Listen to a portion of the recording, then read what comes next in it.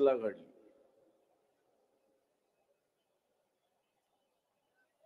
त्याचा पुन्हा असणारा आपण कार्यक्रम आता असणारा 2023 ला घेतो.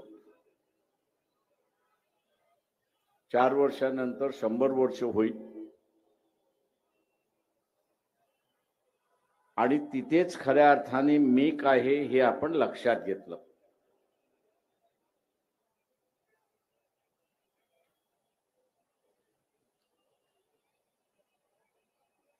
हा व्यवस्थेचा भाग आहे असं मी त्या ठिकाणी मानतो.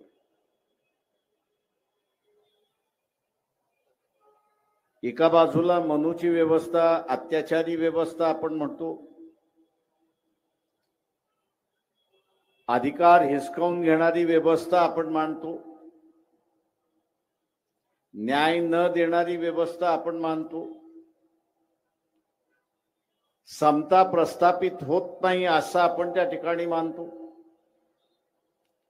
व्यक्ती स्वातंत्र्य नाकारणारी अशी आपण संस्था त्या ठिकाणी मानतो. आणि म्हणून आपण असणारं संविधान, या संविधानातून निर्माण केलेली व्यवस्था ही आपण पुरस्कार करतोय अशी असणारी परिस्थिती आहे. हा संघर्ष की ज्या संघर्षाला बाबासाहेबांनी इतिहासामध्ये क्रांती, प्रतिक्रांती, रेव्होल्यूशन, काउंटर रेव्होल्यूशन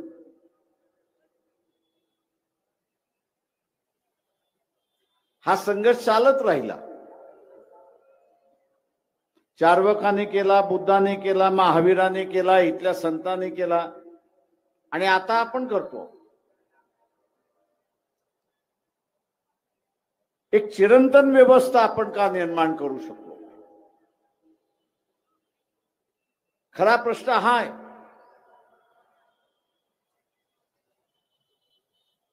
इथे चिरंतन व्यवस्था आपण करू शकलो नाही याचं कारण आपल्याला मिळालेल्या स्वातंत्र्यामध्ये जे स्वातंत्र्य मिळालं गुलामीनंतर,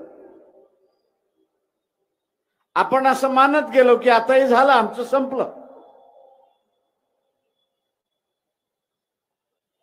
आणि या मानसिक भावनेमध्ये आम्ही गेलो की आता आम्हाला लढण्याचं कारण नाही.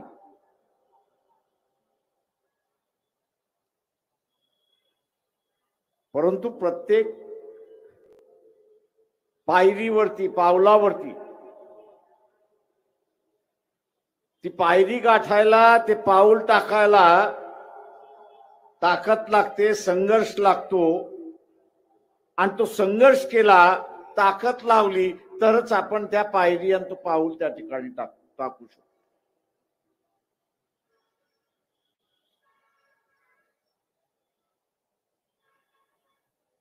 हे जोपर्यंत आपल्या मनामध्ये गिरवलेलं राहील,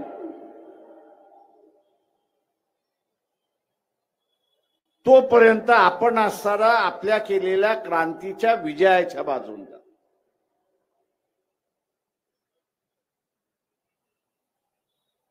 या क्रांतीच्या विजयाच्या बाजूने आपण जातो. ज्या क्षणाला आपण असणारा विसरलो, त्या क्षणाला आपल्या विरोधातला जिंकताना आपल्याला त्या ठिकाणी दिसतो. आणि आज तीच परिस्थिती.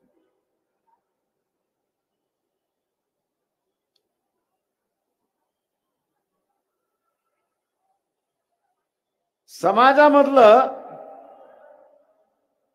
एकोपा पाहिजे की समाजातला विभक्तपणा पाहिजे, हा त्याच्यातला महत्वाचा आहे. विषमता पाहिजे असेल, गुलामी पाहिजे असेल,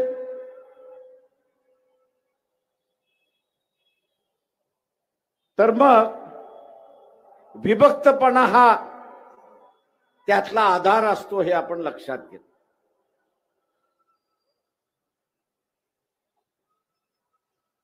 कारण का विभक्तपणा आला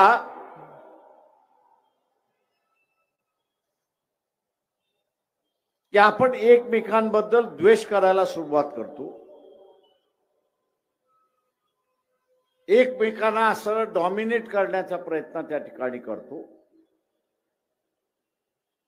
आणि काही वेळेला मत्सर त्या ठिकाणी करायला बघतो, अशी असणारी परिस्थिती.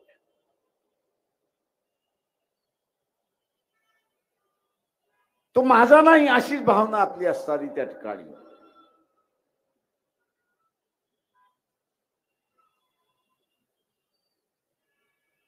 ही जी क्रांती आपण सुरुवात केली ती मानवतेची क्रांती सुरुवात. तेव्हा इथल्या मानवाला एकत्र करणं ही असणारं आपलं कार्य आहे.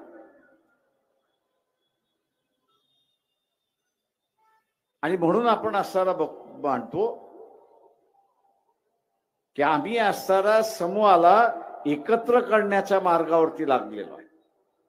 हा लढा विभक्त विरुद्ध एकता आणण्याचा भाग त्याच्यातला आहे.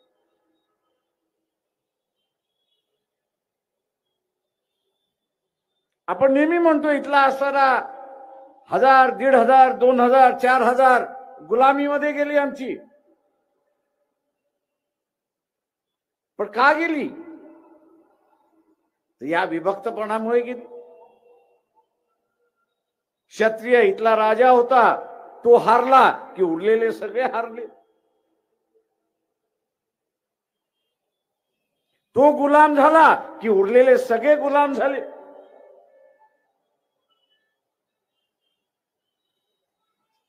आणि या विभक्तपणामध्येच या देशाची गुलामी आहे.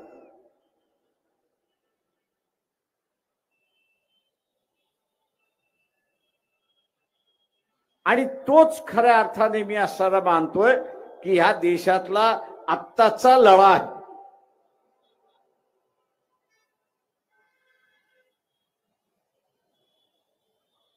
कारण का वर्चस्व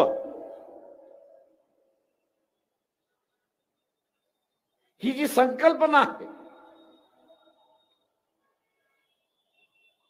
ही संकल्पना विभक्तामध्येच जन्माला येते.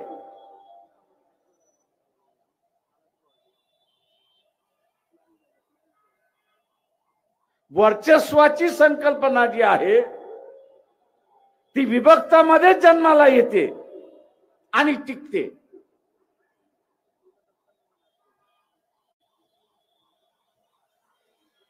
जिथे संघटित राहण्याचा असणारा भाग आहे तिथे असणारा वर्चस्वाच्या कल्पनेला जागाच नाही. कारण का आम्ही बरोबरीचे आहोत असं त्या ठिकाणी मानतो.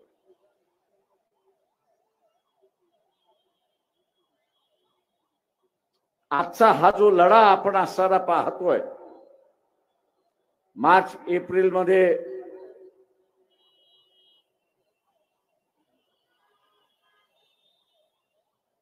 लोकसभेच्या निमित्ताने होणार, मनुस्मृती लागू झाली, ती मंदिरातून लागू झाली, देवळातून लागू झाली, अशी असणारी परिस्थिती.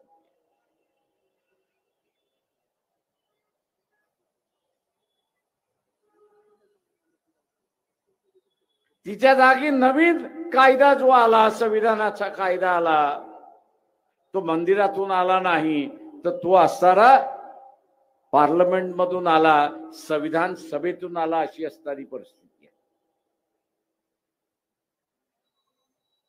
सत्तेचं केंद्र बदललेलं आहे. पूर्वी मंदिर हे असणारा सत्तेचं केंद्र होतं. शिवाजी महाराजांना आपल्याला त्या ठिकाणी दिसतंय.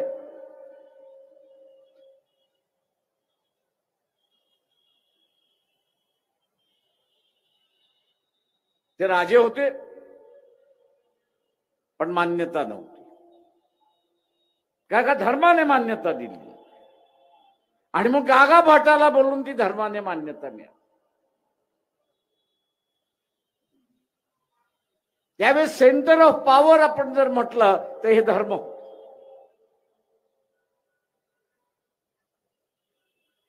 आत्ता जे सेंटर ऑफ पॉवर आहे हे धर्म नाहीये,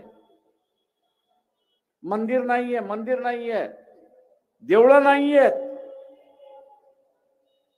आता सेंटर ऑफ पॉवर जे आहे हे पार्लमेंट झालेलं आहे, हे आपण लक्षात घ्या.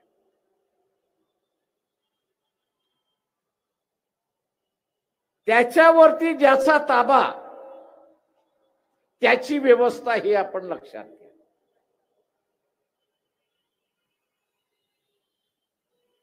पार्लमेंटवरती ज्याचा ताबा त्याचीच व्यवस्था ही आपण सरळ लक्षात घ्या.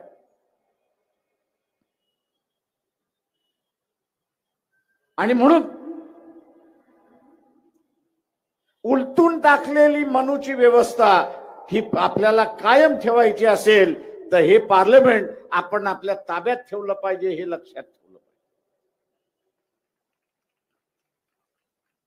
त्याच्यावरती जोपर्यंत आपल्या विचारांचा वर्चस्व आहे, तिथे जोपर्यंत आपल्या विचारांचं वर्चस्व आहे तोपर्यंत आपली क्रांती यशस्वी, तोपर्यंत आपली असणारी क्रांती यशस्वी.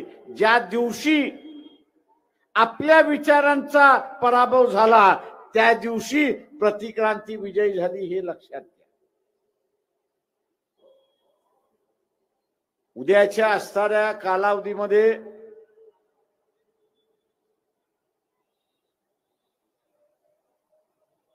कशी परिस्थिती निर्माण होईल, कशी होणार नाही, हे आज सांगता येणार नाही. दबावाचं राजकारण चाललेलं आहे, दमबाजीचं राजकारण चाललेलं आहे,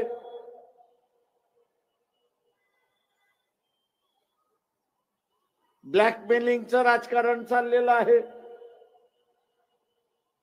कशासाठी?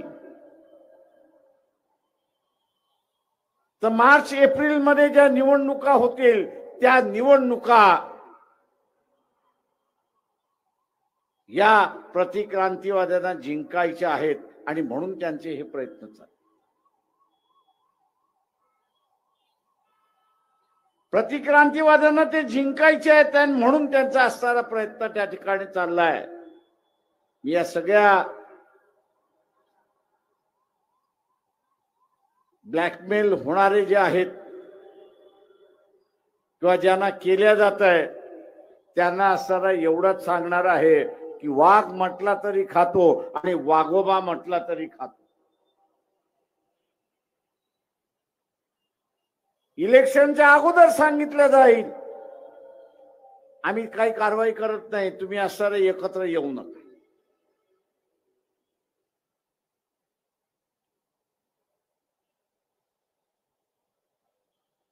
आम्ही इलेक्शनच्या अगोदर सांगतील आम्ही काही कारवाई करत नाही, तुम्ही एकत्र येऊ नका.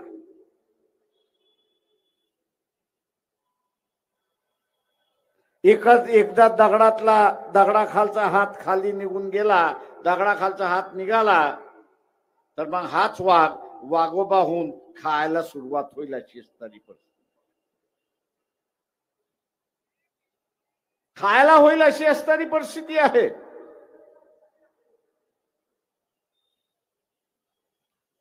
जी भूमिका वंचित आघाडी घेते, अरे बाबा आम्ही तुम्हाला मदत करायला निघालेलो आहोत,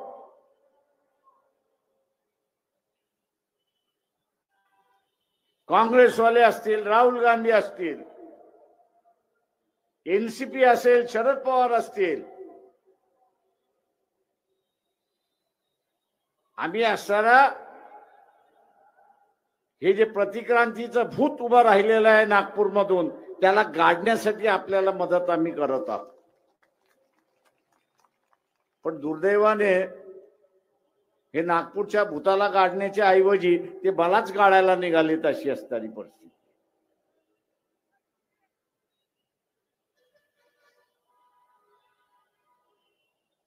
मग कधी मुसलमान शोधतात, कधी अमुक शोधतात.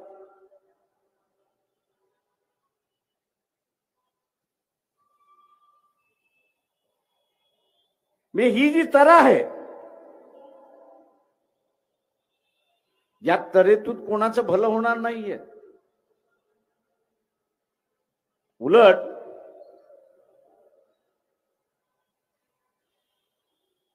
दोन 2024 नंतर एक एक करत खादल्या जातील आणि शिरलेलं कुणीच उरणार नाही अशी परिस्थिती.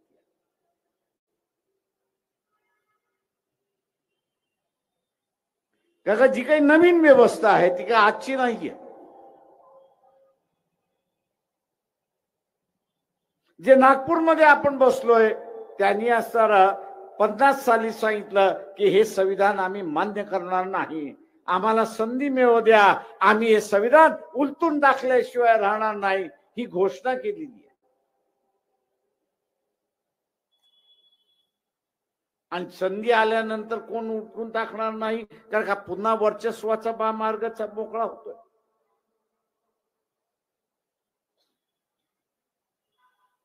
आणि म्हणून ज्या व्यवस्थेला बाबासाहेबांनी या ठिकाणी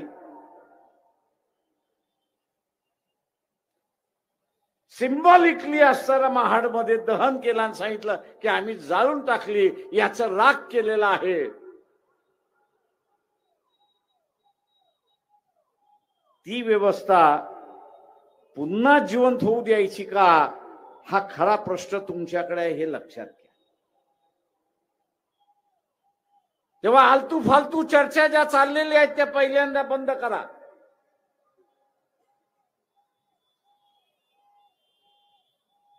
जो शिकलेला आहे, राखीव जागेवरती लागलेला आहे,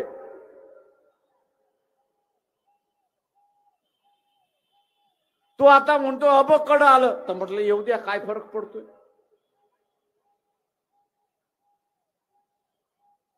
दुखतंय पण बोलता येत नाही. दुखतंय काय तर आपण खातलं आता आपल्या पोराला मिळणार नाही.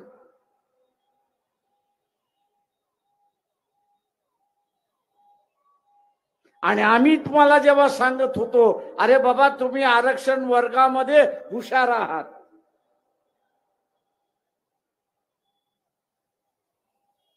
की तुम्ही आरक्षण वर्गामध्ये हुशार आहात, पण जनरल वर्गामध्ये तुम्ही पोचत नव्हतात, अशी असणारी परिस्थिती.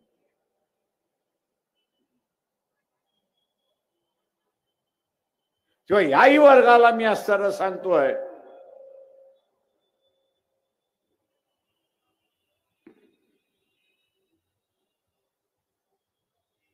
की सुरक्षा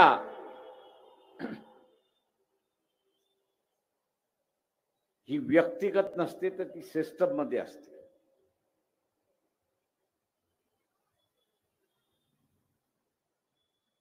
जी सिस्टम मध्ये असते, सिस्टम टिकली तर आपण असताना सुरक्षित राहतो. आता ही जबाबदारी आहे की ही असणारी व्यवस्था सुरक्षित करण्याची जबाबदारी.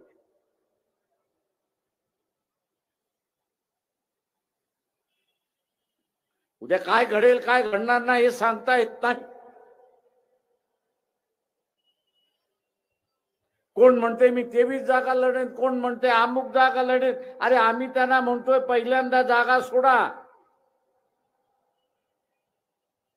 मोदीचं भूत जे बसलेलं आहे ते पहिल्यांदा उतरवा.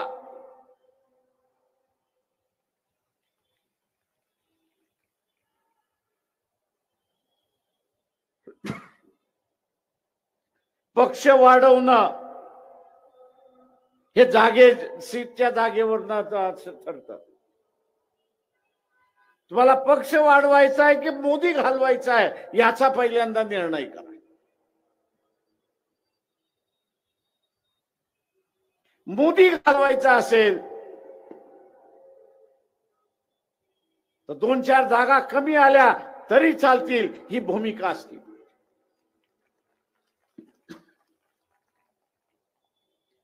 नाही तर मला एवढ्याच जागा पाहिजे, मोदी तुमच्या बोकांडी बसल्याशिवाय राहणार नाही आणि तुम्ही तिहार जेलमध्ये गेल्याशिवाय राहणार नाही.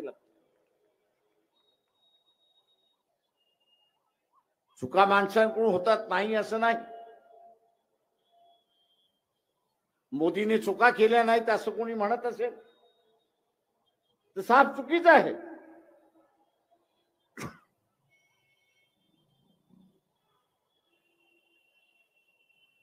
उत्तर प्रदेशमध्ये 90 साली मी फिरत होतो.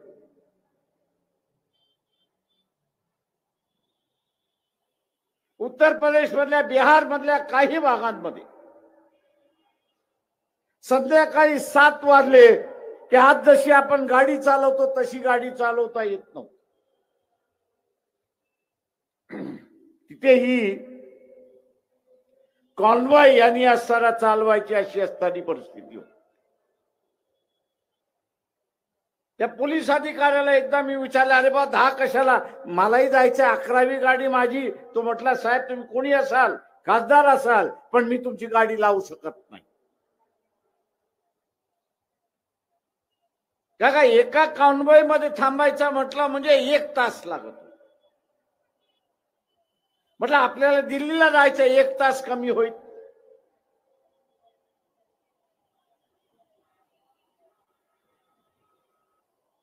तो म्हटला मी तुम्हाला सोडू शकत नाही.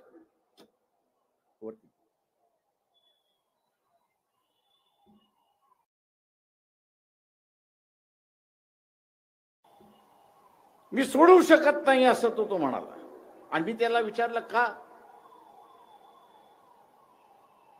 तो म्हटला ही जी बंदूक आहे, या बंदुकीचा रेंज आहे. तो म्हटला 1 गाडी पुढे लागते आणि 1 गाडी पाठीमागे लागते. ते एका गाडीमध्ये तो म्हटला 3 माणसं असतात. एक माणूस एकमेकाला चेहरा करून उभा असतो, बंदूक घेऊन उभा असतो. आणि दुसरे 2 जे आहेत, एकाचं तोंड ह्या बाजूला आणि एकाचं तोंड ह्या बाजूला.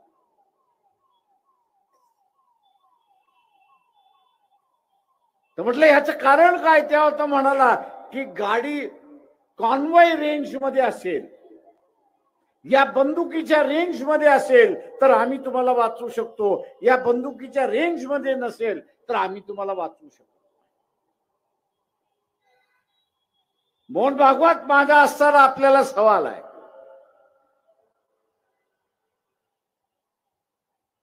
80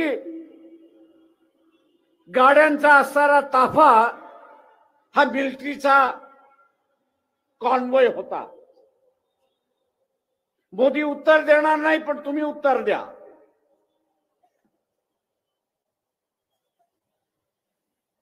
ऐंशी गाड्यांचा ताफा होता.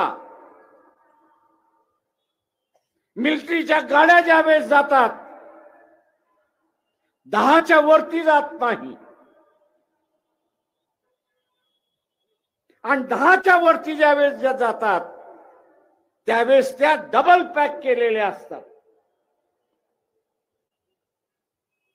बॉम्ब ब्लास्ट झाला तरी त्याच्यातला माणूस वाचला पाहिजे, या दृष्टिकोनातून आहे. जी लॉरी उडवण्यात आली होती, जी ट्रान्सपोर्टची गाडी उडवण्यात आली होती, त्याच्यामध्ये जवान गेले, ती डबल पॅक होती का याचा खुलासा करा. ती डबल पॅक होती का याचा खुलासा करा. दुसरं तिथे असणारा 80 किलोमीटर 80 गाड्यांचा जो ताफा होता, त्या ताफ्यामधल्या असणाऱ्या जो कॉन्वॉय होता त्याच्या पाठीमागे आणि पुढे ज्या गाड्या होत्या त्या गाड्यांमधल्या असणाऱ्या बंदुका ज्या होत्या त्याचं रेंज काय होतं ते सांग.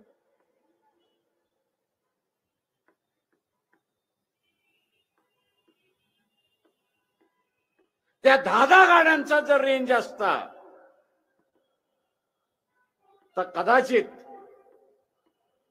त्या कॉन्वॉयला सुरक्षित देणारा पोलीस जो होता त्यांनी असताना फायरिंग तरी केला, आणि येणाऱ्या ठोकणाऱ्या गाडीला त्या ड्रायव्हरला त्यांनी उडवलं असतं, अशी परिस्थिती.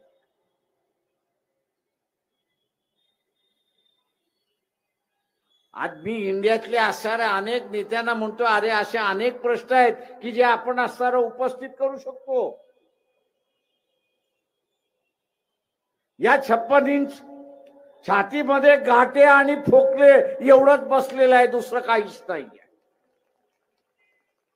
गाठ्या आहे आणि असणारा फापडा आहे, त्याच्या पलीकडे काहीच नाहीये.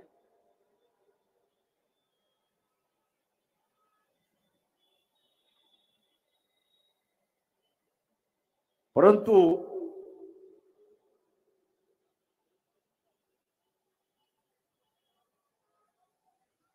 तुम्ही एकत्र आलात तर आमचा भेजा आम्ही तुम्हाला देतो ना.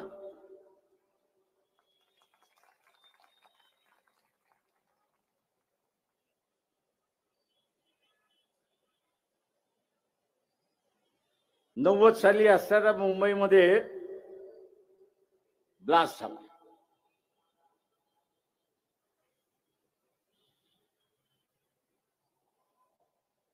कोणी केला आपल्या सगळ्यांना माहिती आहे. आणि आता पुन्हा त्या दाऊदचं नाव घेऊन बातम्या यायला लागल्या.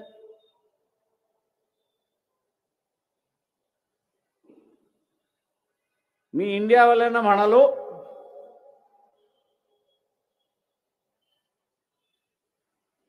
काही गोष्टी तुमच्या चुकलेल्या आहेत, तशा काही गोष्टी नागपूरकरांच्याही चुकलेल्या आहेत. त्यांनी बोट ठेवलं की तुम्ही बोट ठेवायला शिका. घाबरताय कशासाठी?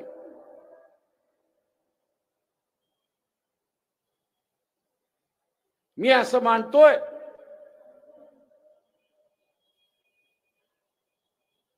की हा जो संघर्ष आहे, या संघर्षामध्ये आपण जिंकलो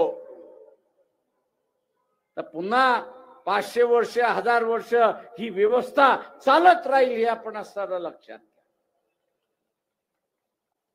म्हणून एकत्र येतील नाही येतील ह्याचा आपल्याला सांगता येत नाही. आले तर फार चांगलं आहे, त्याचं स्वागत आपण असताना करूया. पण आले नाही तरी आपल्याला लढावं लागेल हे असताना लक्षात घ्या.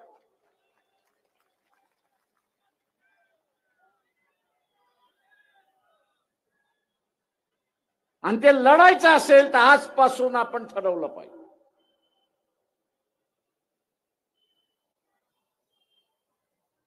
त्याचपासून आपण ठरवलं पाहिजे. आणि ते म्हणजे की फालतू चर्चा सगळी बंद.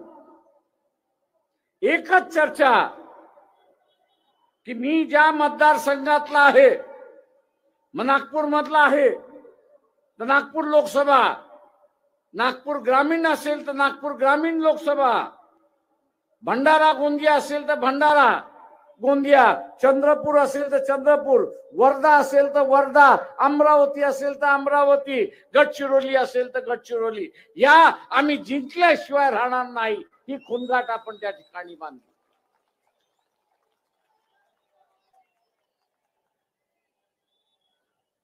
आणि ती ताकद आहे आपल्याकडे, नाही असं नाही.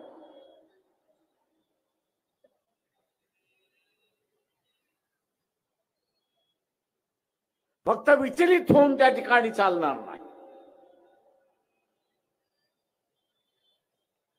शिकारी जसा शिकार करायला जात असताना त्याची शिकारावरती नजर असते, त्याच पद्धतीने मी ठरवलं पाहिजे, आपण सगळ्यांनी त्या ठिकाणी ठरवलं पाहिजे की ह्या लोकसभा आम्ही जिंकल्याशिवाय राहणार नाही. आणि जे जे करावं लागेल ते आम्ही केल्याशिवाय राहणार नाही.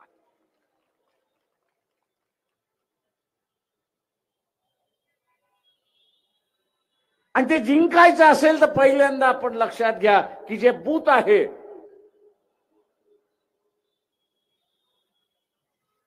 की तिथे 800-1200 मतदानाचं बूथ आहे, त्या 800-1200 मतदानाच्या बूथ वरती मी असताना ज्या पक्षाला सपोर्ट करेन त्या पक्षाला किमान 500 मतं जातील हे मी बघेन.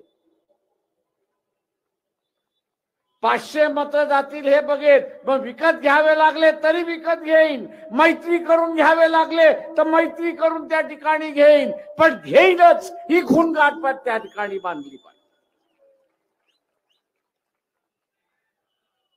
उमेदवार येईल न येईल, उमेदवार येईल न येईल, उमेदवाराची वाट न बघता मीच उमेदवार आहे हे ठरवून आपण इलेक्शन मध्ये उतरला पाहिजे हे लक्षात.